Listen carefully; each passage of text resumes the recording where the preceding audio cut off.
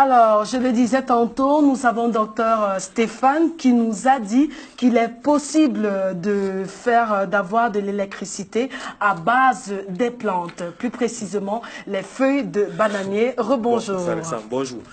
Hier, on parlait déjà de l'électricité à base des écailles. Les écailles de poisson, les larmes, du mucus, le lait maternel.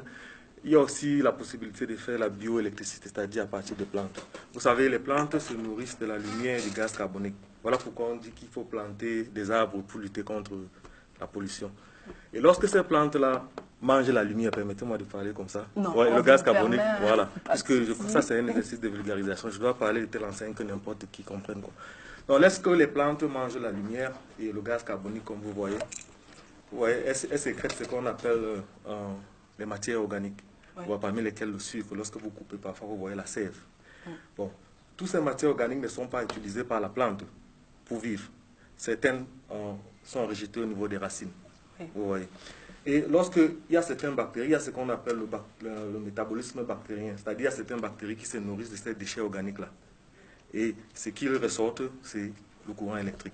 Le métabolisme humain, c'est quoi? Tu manges, tu bois, tu vas faire pipi, tu vas flatuler, tu vas faire des selles, vous voyez.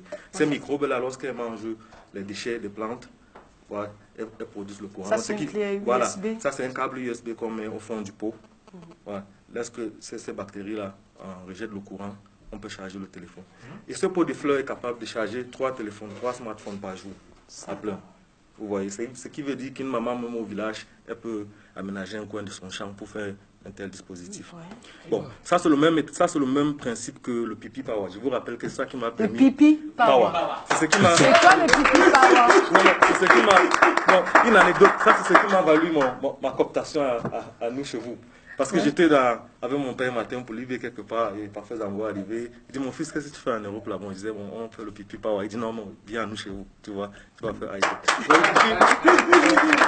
pipi power, c'est quoi? C'est la même chose. Le pipi power, c'est la même chose. Il y a des bactéries. C'est le pipi pour de vrai? C'est comme le truc de Pinto là, les banques électriques là. Voilà. Le power bank, c'est ce que vous appelez le power bank. Oui. Donc on peut faire le power bank à base d'urine, quoi. Parce qu'il y a aussi certaines bactéries qui mangent l'urine et qui rejettent le courant électrique. Et ça se passe comment? Mais c'est ça qu'on appelle le métabolisme. Lorsque tu manges, tu bois. Après, il faut bien que tu aies un désir de miction. Tu urines, tu flatules. Moi, je ne peux pas employer le mot, c'est à la télé. Ou bien tu fais des selles, vous voyez. Les microbes, c'est la même chose. Lorsqu'elles mangent des urines, ce qu'elles rejettent, c'est plutôt le courant. C'est là où la curiosité gratuite est importante. Très souvent, on dit, moi, je suis chercheur, on me dit, mais tu cherches mon quoi? Vous voyez. Il faut avoir ce qu'on appelle la curiosité gratuite, c'est-à-dire s'intéresser au comportement des choses pour rien, vous voyez, sans motivation financière. Ouais, donc c'est comme ça que les gars de Bristol ont donc découvert le pipi power. Le pipi power est très important pour le Cameroun. La quantité de bière, les Camerounais sont des grands consommateurs de bière. La quantité de bière qu'on boit à Douala ou à Yaoundé en une soirée, si on transforme ça à travers le pipi power, je vous assure, ça nourrit le Cameroun en électricité. Je veux dire, mais docteur, on utilise comment? On fait pipi comme la plante tout à l'heure. Dans les snacks normaux, il y a les bidets. Vous urinez, à la sortie du bidet, il y a un dispositif, il y a une plaque. Cette plaque, on met dans les microbes, les bactéries. Voilà pourquoi les gars qui font biologie animale sont importants. Donc ces bactéries-là, on sait que non, quand elles vont ouvrir la bouche, c'est les urines qui vont entrer, non. Ce qui va sortir par les fesses, c'est le courant. Et là, on met un adaptateur qui transforme le courant. Et on accumule dans les piles. Je vous dis, les Camerounais boivent. Ateba Yene disait qu'ils boivent toute la sanaga. Donc en un soir, je suis sûr que ce qu'on boit à Douala ou Yaoundé, ça va alimenter. Waouh! Quelle astuce! Je ne sais pas s'il y a le temps, 30 secondes pour sortir. Vous savez que j'ai parlé des plantes tout à l'heure. L'agriculture va toujours de pair avec la domestication des animaux. Vous voyez, lorsqu'on a un champ, on a toujours une chèvre ou bien un mouton, ou bien les porcs qui rôdent autour. Moi ici, on a toujours le porc. Vous voyez. Et très souvent, il faut contrôler que les porcs ne viennent pas piétiner. Vous voyez, ou bien les moutons. Ouais, maintenant, il y a vous avez entendu parler de l'intelligence artificielle. Oui, l'intelligence artificielle, c'est l'ensemble, voilà, c'est l'ensemble des théories et des techniques qu'on essaie d'appliquer pour rendre les machines intelligentes, pour simuler l'intelligence. Bon, avec l'intelligence artificielle, on peut contrôler le comportement des moutons. Voilà, ça, c'est ce qu'on appelle la reconnaissance faciale. Lorsqu'un mouton a faim, il veut se diriger vers ses plantes. Il y a les signes. Le nez, il allonge la bouche.